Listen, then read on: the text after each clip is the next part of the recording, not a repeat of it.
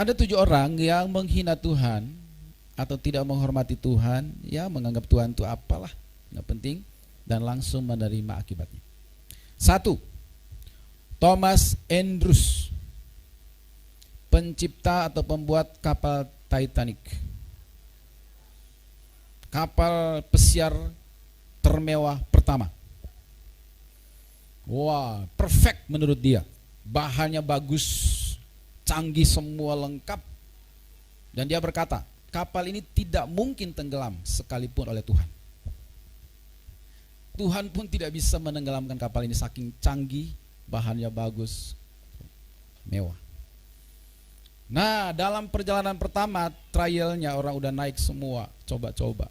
Perjalanan pertama, menabrak gunung es, selesai.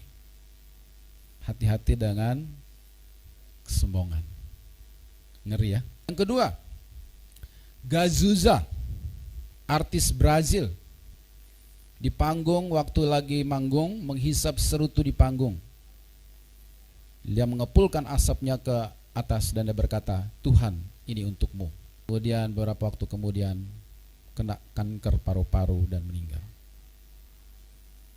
Yang ketiga, artis Hollywood bernama Marilyn Monroe. Suatu saat ada seorang penginjil terkenal pada zaman itu namanya Billy Graham, terpanggil untuk datang dan menginjili dia, si Marilyn Monroe. Waktu Billy Graham datang dan ingin menginjili dia, dia bilang apa? Maaf, saya tidak butuh Yesusmu.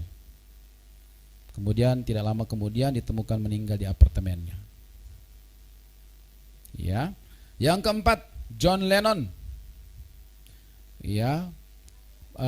Grup band The Beatles Inggris tahun 60-an. Populer luar biasa. Apa yang dia katakan? Kami lebih populer dari Yesus. Tidak lama kemudian ditembak oleh fansnya, mati. Ya. Yang kelima, Tancredo Neves, presiden terpilih Brazil, meninggal sehari sebelum pelantikan. Jadi besok mau dilantik, meninggal sebelum malam sebelumnya. Karena apa? Waktu kampanye dia berkata bahwa kalau saya dapat suara 1.500, maka tidak ada yang bisa menghalangi saya untuk jadi presiden, termasuk Tuhan. Sombong ya, tinggi hati, hati-hati. Mati sebelum dilantik. Ya, memang dia dapat yang 1.500 suara itu dan dia terpilih.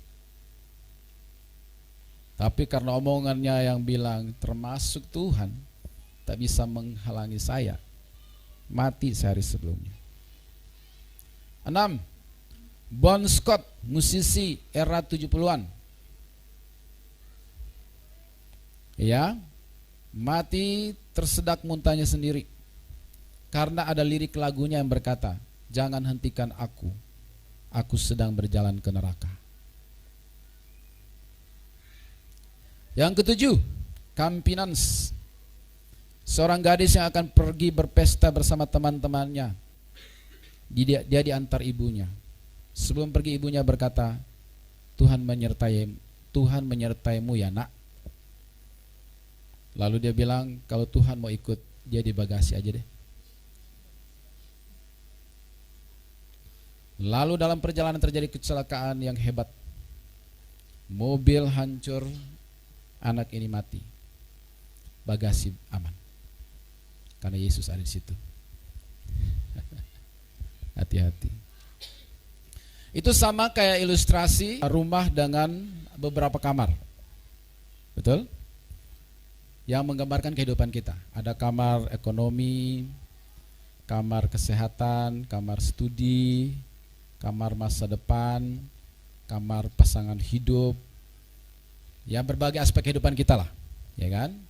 Lalu ada satu pasangan muda yang baru married, ya, mereka hanya mengizinkan Yesus tinggal di salah satu kamar, yaitu kamar pelayanan. Sementara kamar yang lain, ekonomi, bisnis, studi, ya kebutuhan dan kamar kehidupan aspek yang lain, mereka pegang kuncinya sendiri. Hanya kunci kamar pelayanan yang dikasih Yesus. Apa yang terjadi? Dikatakan setiap pagi iblis datang dan mengobok-obok semua area ini. Ya, sampai mereka bertengkarlah, ributlah, pokoknya nggak pernah damai sejahtera sejak pertama kali mereka menikah, saudaraku. Ya, lalu setelah terjadi sekian waktu baru mereka sadar, loh, bukannya Yesus ada di kamar ujung, kok kita kayak gini ya? Ya kan? Lalu mereka penasaran, Yesus, kan kamu ada di rumah ini, ada di kamar ujung, kok kami tiap pagi diobok-obok sama setan? Yesus bilang, habis kuncinya kan sama kalian. Kalian gak kasih kuncinya ke saya kan? Coba kasih kuncinya ke saya. Akhirnya mereka putuskan kasih kunci kamar keuangan, kamar masa depan, kamar studi, kamar bisnis, semua area kamar kehidupan mereka kasih kuncinya ke Yesus. Besok pagi iblis kira masih kuncinya sama yang mereka itu kan, dua orang ini. Iblis datang, ketok, mau masuk, penghuninya udah lain. Ternyata Yesus ada di semua kamar itu. Lari iblisnya.